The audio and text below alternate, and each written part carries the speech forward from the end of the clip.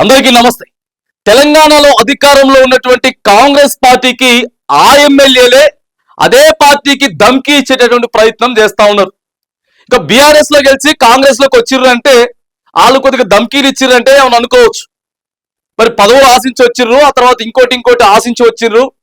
వాళ్ళకి ఇవ్వట్లేదు కాబట్టి మళ్ళీ అవసరమైతే మా సొంత గూటికి పోతే మంచిగుంటది అని చెప్పి కొంత మీడియా ముందో లేకపోతే ప్రజల ముందో వారి కార్యకర్తల ముందో మాట్లాడితే ఓకే. కానీ మొదటి నుంచి కూడా కాంగ్రెస్ నుంచి అంటే కాంగ్రెస్ లోనే గెలిచి ఉన్నటువంటి ఎమ్మెల్యేలు కూడా కొంత పార్టీకి ఈ మధ్య కాలంలో కొద్దిగా షాకింగ్ వార్తలు చెప్పేటటువంటి ప్రయత్నం, కొద్దిగా భయపెట్టేటటువంటి ప్రయత్నం పై స్థాయి నాయకులు ఎవరైతే ఉన్నారో వాళ్ళకి కొద్దిగా వాళ్ళని అప్రమత్తం చేసేటటువంటి ప్రయత్నం చేస్తా ఉన్నారు. మనం చూసుకున్నట్లయితే ఇక చూసినాం, మంత్రి పదవి కోసం చూసినాం.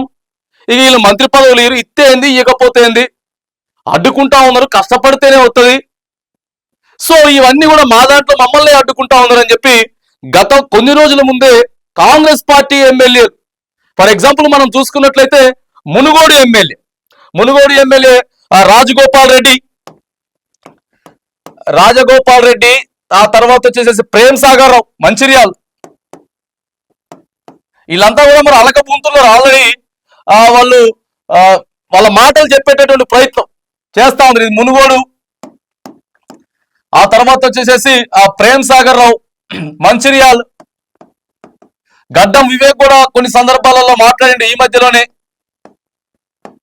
గడ్డం వివేక్ మాట్లాడిండు. సో గడ్డం వివేక్ గారు వచ్చేసేసి దాదాపుగా సో ఇట్లా ఈ కొంతమంది ఎమ్మెల్యేలు ఇట్లా మాట్లాడేటటువంటి ప్రయత్నం మరి చేసుకుంటూ పోతా ఉన్నారు. చెన్నూరు ఎమ్మెల్యే. సో తాజాగా దానం నాగేందర్ నెంబర్ 1 ధమ్కీలు, ఆయన ఒకదాని తర్వాత ఒకటి బాంబులు పేల్చుతా ఉన్నాడు. మొన్న కూడా గతంలో కూడా మాట్లాడిండు.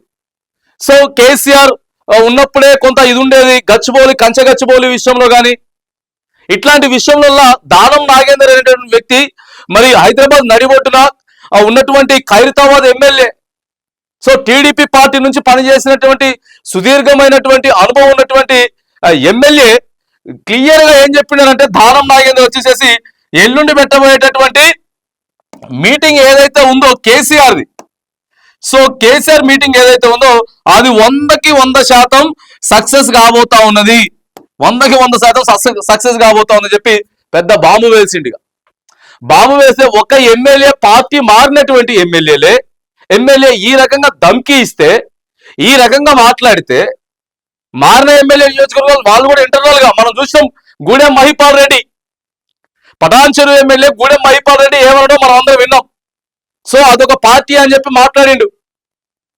ఇట్లా ఉన్నటువంటి సొంత ఎమ్మెల్యేలు, పార్టీ మారినటువంటి ఎమ్మెల్యేలు, సో పదవుల కోసమో ఇంకో దానికోసమో కాంగ్రెస్ పార్టీకి మాత్రానికి క్లియర్ గా వాళ్ళు భయపెట్టేటటువంటి ప్రయత్నం చేస్తున్నారా, లేకపోతే బెదిరించేటటువంటి ప్రయత్నం చేస్తున్నారా, లేకపోతే ఇవన్నీ ధమ్కీ ఇచ్చేటటువంటి ప్రయత్నాలు చేస్తా ఉన్నారు. కానీ ఎమ్మెల్యేలు మాత్రానికి ఒకరి తర్వాత ఒకళ్ళు చిన్నగా నోట్ల మాటలు బయటకు వచ్చేస్తున్నాయి అనమాట. మరి దేనికోసం వస్తున్నాయి? వీళ్ళకి పదవులు రాకపోవడం వల్ల వస్తున్నాయా, లేకపోతే ఆ ప్రభుత్వం మీద వ్యతిరేకత పెరుగుతా ఉన్నది, సో మనం వచ్చిన గూటికి పోతే బాగుంటది అనుకుంటున్నారా, మనం సేఫ్ సైడ్ లో ఉంటే బాగుంటది అని చెప్పేసి అనుకుంటున్నారా? సో ఇదంతా ఏమో గానీ ఎమ్మెల్యేలు మాత్రానికి ఒకళ్ళ తర్వాత ఒకళ్ళు మాట్లాడుతూ ఉంటే మరి పార్టీ ఏం చేస్తుంది? పార్టీ అధిష్టానం కొత్తగా వచ్చినటువంటి మీనాక్షి నటరాజన్ గారేమో మాట్లాడిన వాళ్ళకి నోటీసులు ఇచ్చుకుంటూ వెళ్తా ఉన్నారు. మీరు ఎక్స్ప్లెనేషన్ మీరు ఇవ్వాలి ఖచ్చితంగా, మరి ఎందుకు మాట్లాడుతూ ఉన్నారు అని చెప్పి కొంతమంది మాట్లాడినటువంటి మంత్రులు కావచ్చు, లేకపోతే ఎమ్మెల్యేలు కావచ్చు. సో మీరంతా కూడా మాట్లాడకుండా సైలెంట్ గా ఉంటే మంచిది అని ఓ పక్క పార్టీ చెప్తూనే ఉంది. ఓ పక్క పార్టీ క్లియర్ గా మీరు క్రమశిక్షణ, రూల్స్ అండ్ రెగ్యులేషన్స్ ఏవైతే ఉన్నాయో వాటి ఆ పరిధి దాటి మాట్లాడొద్దు అని చెప్పి ఓ వైపు పార్టీ అధిష్టానం చెప్తున్నా కూడా, ఎందుకంటే 6 కావాలి మంత్రి పదవులు ఉన్నాయి, దీనికి 30 మంది ఆశావాహులు ఉన్నారు, ఒకరికి ఇకపోతే ఒకరు ఖచ్చితంగా మాట్లాడతారు. సో ఇట్లా ఈ 6 మందిని ఆ పార్టీ ఒకరిని డిసైడ్ చేసినా కూడా ఇగో దీంట్లో కూడా మళ్ళీ మాకివ్వకుండా ఆయనకి ఇట్లా అంటే ఎవరి మీద వాళ్ళు బుర్ర వెళ్ళేటటువంటి ప్రయత్నం, ఎవరి మీద వాళ్ళు బట్టగాల్సి మీద వేసుకునేటటువంటి ప్రయత్నం చేస్తా ఉన్నారు. ఇక ఇట్లా ఓపికతోటి చూసి మా అధిష్టానం ఇయ్యదు, ఇట్టే ఇచ్చిన లేదు, ఆయనకంటే నాకేంటి ఎక్కువ, సో ఈయనకంటే నాకేంటి తక్కువ, నాకు ఎందుకు ఇవ్వకూడదు అని చెప్పి పార్టీ మారిన 10 మంది ఎమ్మెల్యేలు, సో మొదటి నుంచి కాంగ్రెస్ పార్టీ బీఫామ్ తీసుకొని మరి కాంగ్రెస్ గుర్తుపై గెలిచినటువంటి ఎమ్మెల్యేలు అంతా కూడా ఇట్లా ఒకళ్ళ తర్వాత ఒకళ్ళు, మనం ఫర్ ఎగ్జాంపుల్స్ ఇవి కూడా చూసుకుంటే, ఎందుకంటే పార్టీ మారిన ఎమ్మెల్యేలు కూడా మాట్లాడుతూ ఉన్నారు. కొంతమంది అరే అనవసరంగా వచ్చినాం, మనం ఇందులోనే ఉంటే బాగుండేది అనేది ఫస్ట్ వినపడుతుంది. ఆ తర్వాత ఏదో ఒక మైక్ దగ్గర, ఏదో ఒక ప్రజల దగ్గర, సో ఇదంతా సోషల్ మీడియాలో వినపడతా ఉంది. ఎందుకంటే ఎమ్మెల్యేలు ప్రధానంగా అధికార పార్టీలో ఉన్నటువంటి ఎమ్మెల్యేలంతా కూడా మరి రివర్స్ గా మాట్లాడేటటువంటి ప్రయత్నం చేస్తా ఉన్నారు. ఆడ ఎవరు పట్టించుకుంటలేరు. సో కొంతమంది ఎమ్మెల్యేల విషయంలో కూడా మాకు అసలు నియోజకవర్గంలో అధికారులు మా మాట ఏంటలేరు, మేము చెప్పింది అసలు మమ్మల్ని పట్టించుకుంటలేరు. సో ఇవి కూడా కొంత వినపడుతున్నటువంటి చర్చ. ఈ రకంగా మనం ఎప్పుడైతే కొద్దిగా మనల్ని ఎవరు పట్టించుకోనప్పుడు, మన మాట ఎవరు విననప్పుడు, మన వాయిసే పబ్లిక్ లో వినపడేటటువంటి ప్రయత్నం చేస్తే ఓ ఎమ్మెల్యే మాట్లాడుతున్నాడు, సో ఆ ఎమ్మెల్యే కొంత అసంతృప్తిగా ఉన్నాడు అనేటటువంటి ఆ వాయిస్ బయటికి వెళ్తారు.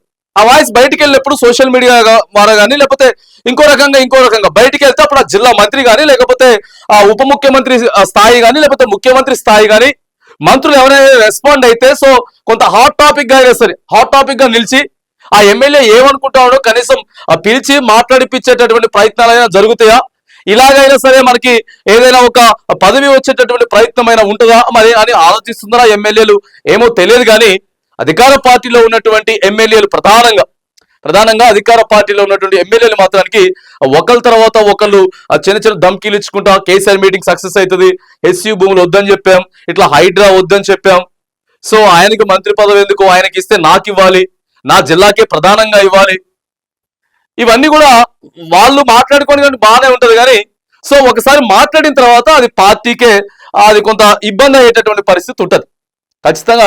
ఇలా దానం నాగేంద్ర గారు మాట్లాడిండ్రు, అది మొత్తం రాష్ట్రం అంతా కూడా తిరిగి వస్తా ఉన్నది, రాష్ట్రంతో పాటు పక్కన ఆంధ్ర రాష్ట్రం కూడా తిరిగి వస్తున్నది.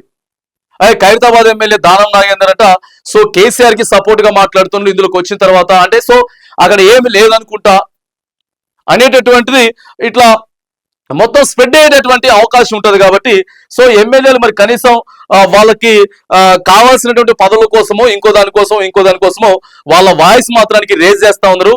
వాళ్ళ వాయిస్ వినిపించి మరి ఏదైతే పార్టీ పెద్దలు ఉన్నారో పార్టీ పెద్దలకు మాత్రానికి చిన్న చిన్న ధమ్కీలు ఇచ్చేటటువంటి ప్రయత్నాలు అయితే ఒకరి తర్వాత ఒకరు చేస్తా ఉన్నారని మాత్రానికి ప్రధానంగా సోషల్ మీడియాలో వినపడతా ఉన్నది.